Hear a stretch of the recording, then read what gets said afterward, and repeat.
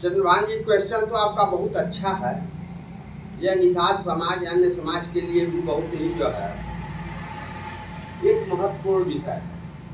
हमारे आदि काल में जो इस समय भूखंड जो है गोरखपुर मंडल कहलाता है, आदि काल में ये कभी कोल राष्ट्र रहा जी। कोल राष्ट्र के बाद जब महाजनपद काल आया तो ईसा पूर्व 3री शताब्दी में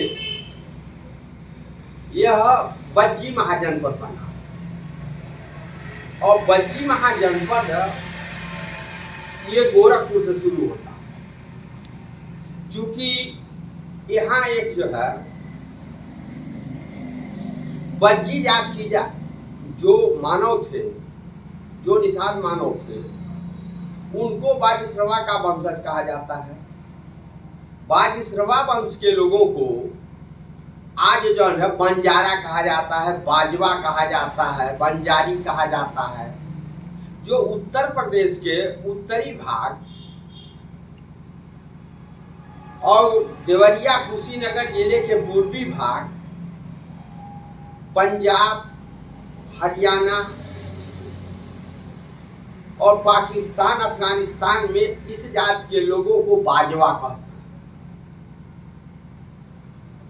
चूंकि गोरखपुर एक ऐसे जगह प्रकृति ने इसकी रचना किया है कि उत्तर में सीधे हिमालय, नेपाल, काठमांडू इत्यादि बड़े बड़े नगर पड़ते हैं, लेकिन महाजनपदीय काल में यह कौशल के पूर्वी भाग, महाजनपद कौशल के पूर्वी भाग और महाजनपद अंग का पश्चिमी भाग, महाजनपद काशी के उत्तरी भाग में यह स्थित था। और यहाँ जो है आदि काल में जो पुराण इसमें मिल रहे हैं, जो पुराणों में लिखे हुए हैं, कभी यह जो है उत्तरी कौशल कहलाता था।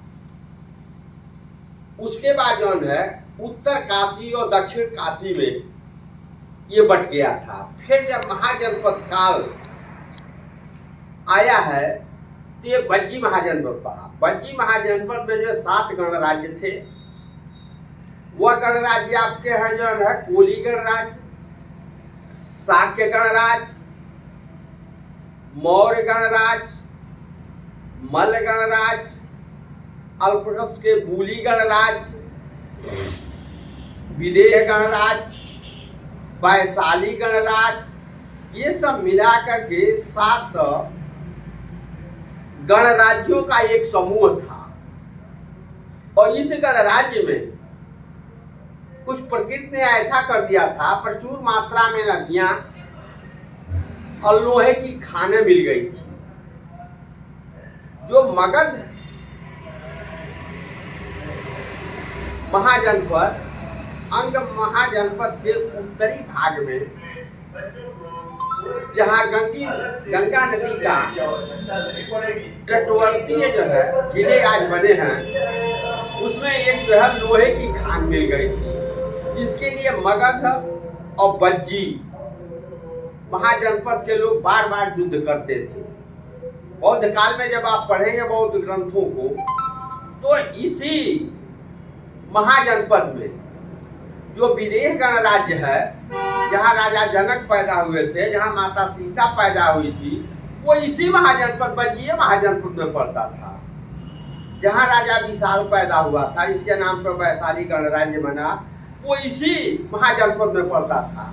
आज के ये जिले गोरखपुर, देवरिया, बलिया, आजमगढ़, संत कबीर नगर, बस्ती, सिद्धार्थ नगर, महाराजगंज और महाराजगंज के जब उत्तर जाएंगे तो जो प्राचीन काल में जो है ये विनायकपुर तहसील रही, बुटवल रहा, ये सब जो है इसी महाजनपद में पड़ते थे। यहाँ तक कहा जाता है कि बिंबिसार के जमाने में तिब्बत भी महाजनपद बज्जी के ही एक अंग है, जो बाद में वह अंग महाजनपद में चला गया। लेकिन आजकल की वर्तमान परिस्थितियां जो है इन महाजनपदों की, उसको चंद्रगुप्त मौर्य ने महाजनपदों को तोड़ करके पूरे बृहत्तर भारत को 3 भाग में बांट दिया। और बांटने के बाद जो है ये उत्तरी भारत में आ गया। नर्मदा नदी के जो है उत्तर तरफ उत्तरी भाग हो गया, नर्मदा नदी के जो है दक्षिण और कुछ पश्चिमी लिए मध्य भारत हो गया, और एकदम दक्षिण और पश्चिम को मिलाकर उसने दक्षिणी भारत में 3 भागों में बांट करके कर दिया। उसके पूर्व जब आप पुराण पढ़ेंगे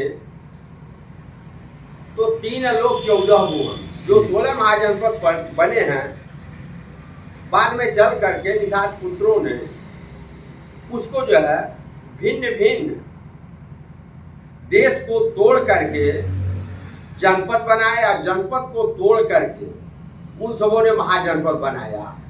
आज जो 16 महाजनपद, 10 गणराज्य और 8 राजतंत्रीय गणराज्य बने थे, वो इसी बृहत्तर भारत में थे, जिसमें 7 गणराज्य तो इतने प्रमुख थे। जो महाजनपद बज्जी कहलाता था, उसके जो है सैनिक विश्व स्तर के सैनिक होते थे।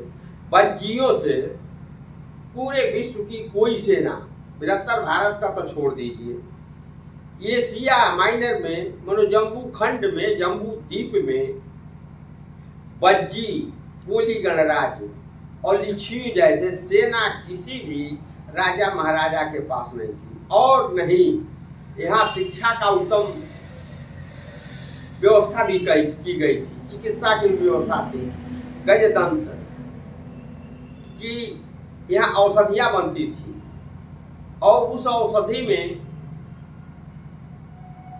वृद्ध से जवान होने की क्षमता यहाँ के जो है वैद्यों में थी। क्योंकि ये हिमालय की तलहटी में था, प्रचुर मात्रा में औषधियाँ मिल जाती थी, और उस वनौषधियों से भिन्न भिन्न प्रकार की दवाएं बनती थी। कहा जाता है कि राजा सुंदवा जब इस पर जो है बज्जी पर आक्रमण किया था, जिसका पुत्र मल था, वो इसी भूमि पे मारा गया था। राजा जनक ने जो है इसी बज्जी महाजनपद के मल्ल गणराज्य में ही जो है उसका वध किए थे। तो इस तरह ये बज्जी महाजनपद जो है इतने दूरी में फंसा हुआ है और फैला हुआ है। लेकिन आजकल में कहा जाता है कि जौनपुर के 7 परगने पुराने गोरखपुर में था। जब पुराना गोरखपुर था, अंग्रेजों के जमाने में 1801 के बाद जब अंग्रेज गोरखपुर में सत्ता में आए हैं, तो उन लोगों ने जौनपुर के 7 परगने तक गोरखपुर में ही सम्मिलित थे। आजमगढ़ सभी सम्मिलित थे, यहाँ तक खीरी लखीमपुर तक भी जो है गोरखपुर में सम्मिलित था। बाद में जो आधा नेपाल है, जो किरात देश के दक्षिण वाला जो भाग है, और जिसको बुटवल इत्यादि कहते हैं, वो सब गोरखपुर ही जनपद में थे। लेकिन आज के लोग न जानना चाहते हैं, न पढ़ना चाहते हैं। चूंकि आजकल के जो बहुत इच्छुक हैं, अब तो यूनिवर्सिटी में, डिग्री कॉलेजों में भारत का प्राचीन इतिहास पढ़ाया जाता है, तो उसमें विद्यार्थी थोड़ा अध्ययन करते हैं। अब बहुत कम लोग रुचि ले रहे हैं। लेकिन यहाँ जो वैशाली नामक ग्रंथ जो है आज उपलब्ध है, उस ग्रंथ में लिखा है कि चक्रवर्ती राजा देवदास के 18 कुल और निषाद राजगुओं के 10 कुल और बज्जी के 8 कुल मिलाकर 36 कुल होते थे, और वैशाली से लेकर जौनपुर तक ये शासन करते थे। इसी 36 कुल को बाद में, अब तो मैं बता नहीं सकता ठीक से, लेकिन पता चलता है कि ये ही निषादों के 36 कुल हो सकता है। चंद्रवरदाई ने क्षत्रियों के 36 कुल बनाए, लेकिन इसको मैं स्पष्ट रूप से बता नहीं सकता, क्योंकि उसमें दिया है। उस हिसाब से लगता है कि यही पिछड़ी जातियाँ, अनुसूचित जातियाँ, अनुसूचित जनजातियाँ जो इन 36 कुलों से बनी है, वो यही रही हो। ये तो अध्ययन का विषय है।